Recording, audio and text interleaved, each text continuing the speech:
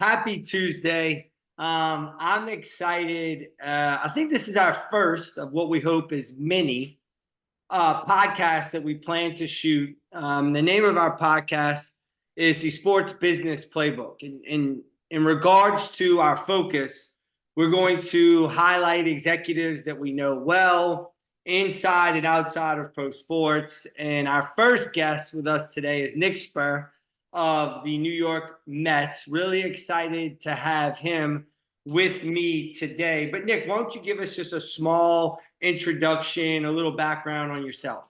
Yeah, thanks for having me, Ryan. Excited to be here. So I'm a director of new business development for the Mets. So I'm overseeing all of our new sales efforts for our full season, half season, and 20 game memberships. I'm originally from Westchester County, New York, and went to college out at Penn State, was an economics major, and really launched my career with the Mets Inside Sales program back in 2013. Awesome, man. Well, that's great. And listen, Nick is probably getting tired of me. I was just in New York last week, but it was because of the good work that I saw while I was there. I thought, okay, it makes sense. Let's get Nick on our first podcast that we're actually starting to launch. So here we are today. And when I was talking to Nick, there were a couple of topics we were considering getting kicked off with, but I think the one that kept coming back to us over and over was just the importance of prospecting. And not only because I thought the Mets were doing some cool things around it, but because also for me, and I'll actually tell a quick story. So I, in a prior life, worked for the internal consulting group at the NBA League office, Teambo, meaning I would go out, visit teams weekly, G, W, and NBA teams. And I would consistently get asked the same question: Ryan, what separates the overperformers from the average ones? And truthfully, I don't know that I had a great answer. So what I started to do was pay attention to it. And it kept leading back to these three big buckets. I'm not going to give you all three today because that may spoil some future podcast content. But the first thing, and the easiest one to identify, the overperformers from the average ones, was the ones that were really focused around prospecting and had good process around that. And so that's what we're going to talk about today, prospecting. And we're going to lean into prospecting from an individual standpoint. And what we're going to do is give you 5 key takeaways that you can take and become better at prospecting. This doesn't have to be something your organization or your company drives. This is you as sales and service people can go out and become better prospectors. So Nick, let's just start here. I know one of the first things that we talked about is just like the overall mindset around prospecting. And so when you talk to your team and you're teaching them, like what type of mindset are you hoping they approach prospecting with? I think one is a career-oriented mindset. The best reps that I've been around are able to create their own opportunity, create their own luck, and that comes through proactivity, right? So I think it's one thing to sit there and expect your director or manager to just constantly give you leads. It's another to show the proactivity to create your own opportunity. And especially in the B2B side, a lot of your best leads are going to be found by self-prospecting. Yeah. Yeah, no, I agree. And look, I think this data would be old, but I think back a couple of years ago, we did have some data around self-prospecting leads close at twice the rate that normal leads close. And Nick, give some perspective on why you think that's true. I think it's a comfortability and honestly, it's more of a confidence thing, right? Because you're the one who's researching on LinkedIn, Zoom info, whatever, reading in the New York Times, whatever it might be. You're the one who's found the lead. So that creates some natural, I think, energy and excitement about pursuing the opportunity. But then there's the confidence standpoint as far as nailing your value prop and understanding your roadmap, and you know exactly what you want to say to that opportunity. So to me, it's just like, it's a confidence thing. And I think it's a pride thing too. Like people take pride in creating their own opportunities that they go out and sell. It's not easy. And when you do it, it's a really good story to tell for your career. Yeah. And I think, and so that's a good transition. So now that we sort of have the mindset of why it's important, let's tactically talk through what we want people to leave with today. And I think the first point that I want to make is prospecting cannot be something that is sort of thrown into your daily routine. You actually have to prioritize it. So talk to everybody a little bit about how your team approaches that. Sure. So we hold ourselves accountable for right now, it's at least 10 new self-prospected B2B leads a day. And the reason there, Ryan, is we're in, this is sales, you need a pipeline. So if you're Yeah. going to successfully prospect, especially in the B2B space, you have to have that new blood coming in daily.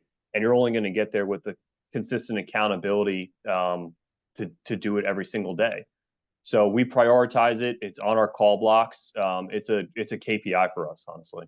Yeah, and listen, I think that last piece was probably the most important piece for me, and that's actually either as a rep, as a sales and service person, blocking that time off every day to spend an hour or two prospecting, right? And if not, like if you're a leader and you're on this call, one of the things that I think you could do is help build out sort of what that looks like for them and say, hey, from 9 to 10, Monday, Wednesday, Friday, you're prospecting or whatever it may be, right?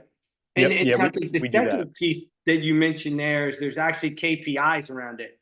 And so if the first lesson is, hey, prioritize prospecting, put it on your calendar. I think the second thing is how do we hold ourselves accountable? And maybe more importantly, how do we measure our success as a rep?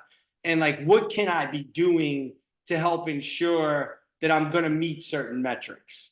Sure. From an accountability standpoint, I mean, look, the numbers are, I'm big into transparency and numbers. I mean, Yeah. again, 10 day is 10 a day is what we hold ourselves accountable to. But I think there's, if you're going to, like, we just started this top 100 campaign, which is very premium focused. And we had a sales event last night. And, if you look at the individuals that had sales last night at the event, it's no coincidence. They're the people who have prospected the most opportunities and have the most tasks into that specific campaign. And what do you know? They created the most meetings out of it, right? So we're in a volume game right now. We have to have purpose and approach and process and the right mindset behind that volume. But this is a pipeline thing. So you got to be accountable when it comes to doing this. And you can't give up. Like you self-prospect a lead, it doesn't go your way. Like, oh, what was me? This isn't going to work out. Like you got to stay true and you got to put in the grit and the grind and continuously do this every single day. And then you start to see the results.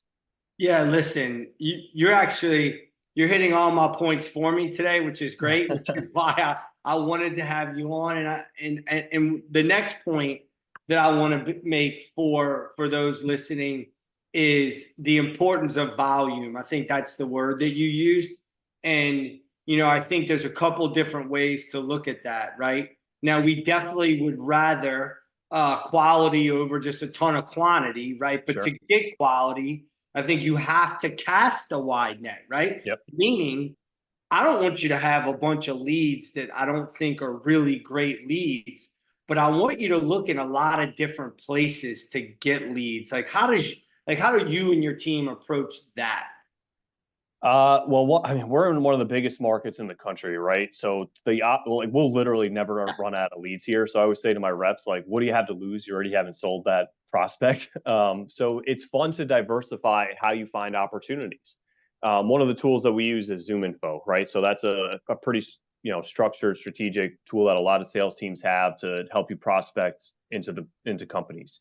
We'll use LinkedIn, right? Everybody's familiar with LinkedIn and prospecting there, but I think what I love about what we have going on at the Mets right now is the creative type of prospecting that I've seen. And that Sure. comes from a rep driving home on the LIE and they see 5 different construction vehicles and they write down the names and they prospect those companies.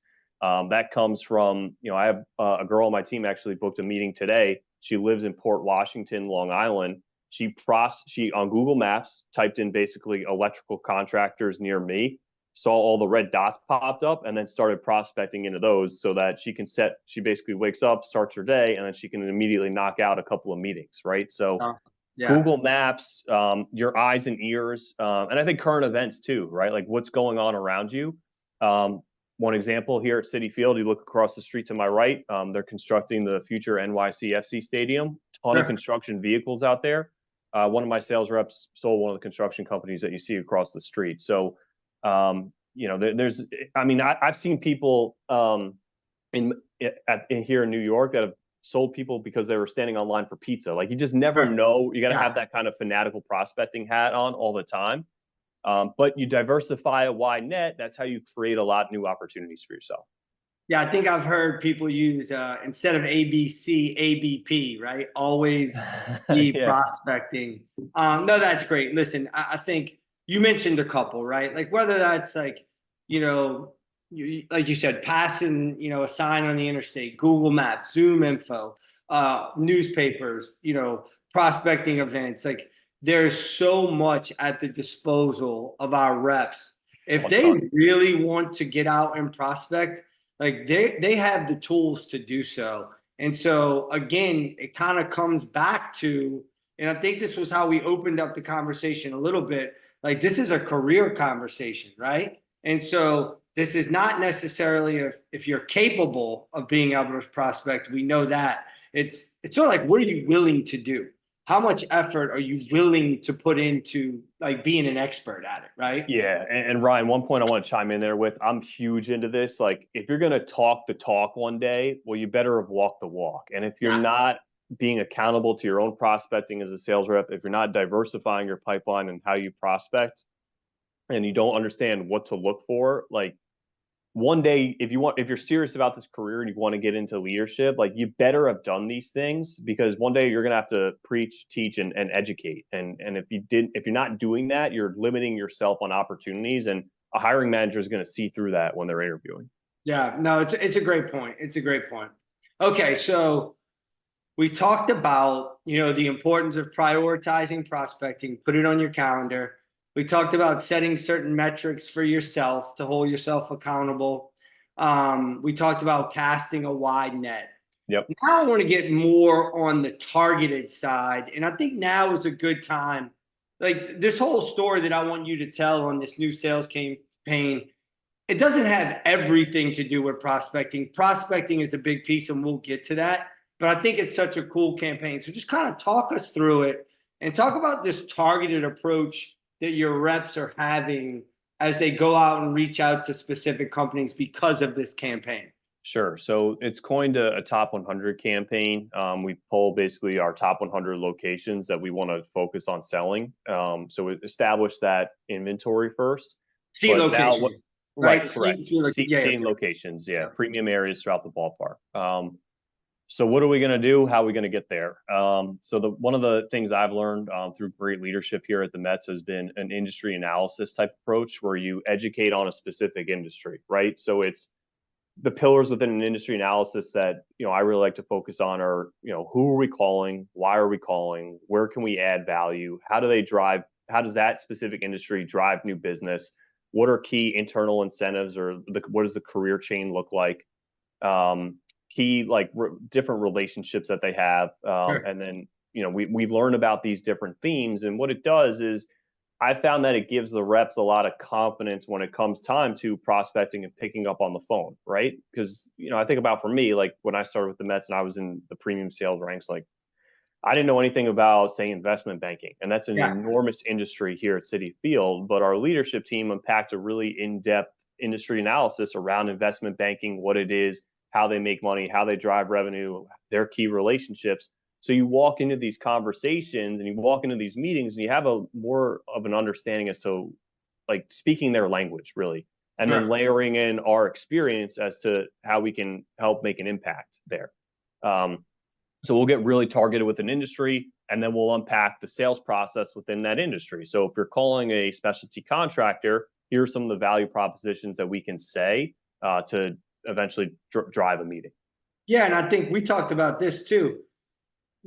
Consistency, breeds comfortability at times, right? So Yes. like if they're going after, and I think, when I was there last week, construction companies, if you will, were your main focus, seem to be for your team. Yes.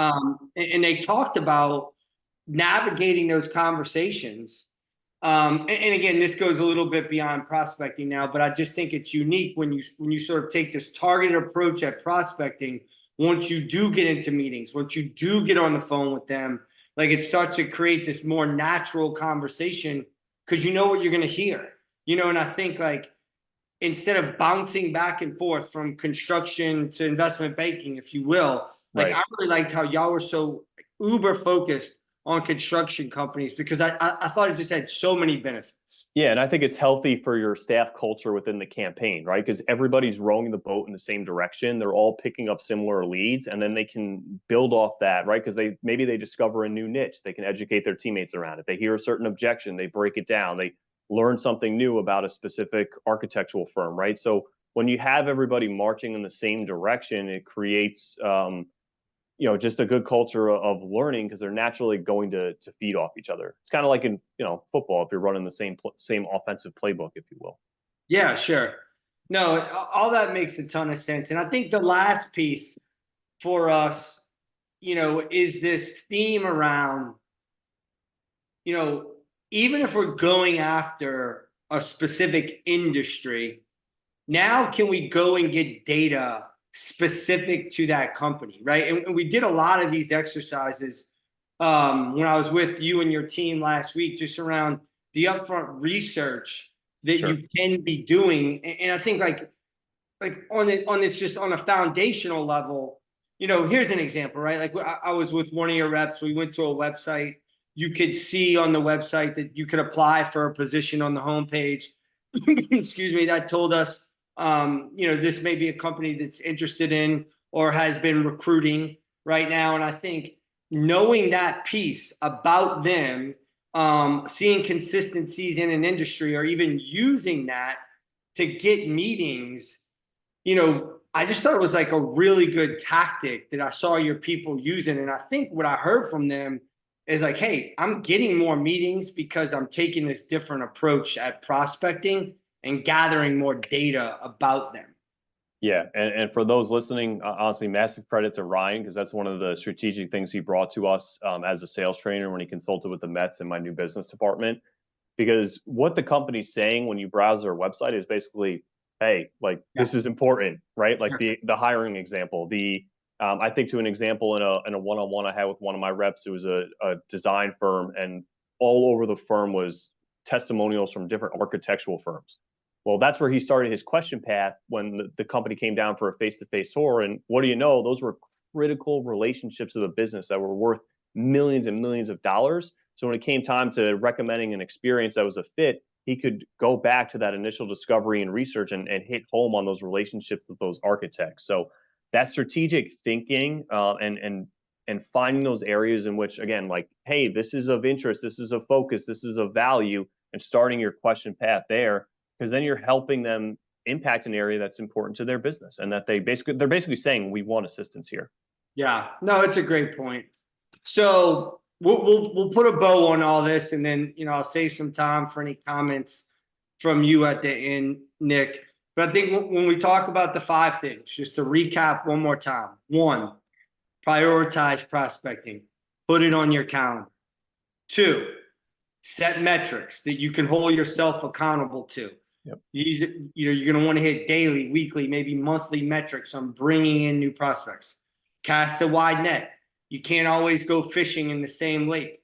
You have to go look in different spots for different leads. And then post that, can you get more in a routine by just prospecting a specific industry? We talked about the benefits of that. And then lastly, how can you go out and collect what I like to call unique data, okay? Because we know this, especially in B2B. We are in the data collection business, right? How can you go out and find unique and specific data about the companies that you're reaching out to in hopes that, and just mainly put, you might just sound different from your competition in your email outreach, but beyond that, you're in a better starting place to have a conversation of more substance once you get there. So those are our 5 big takeaways.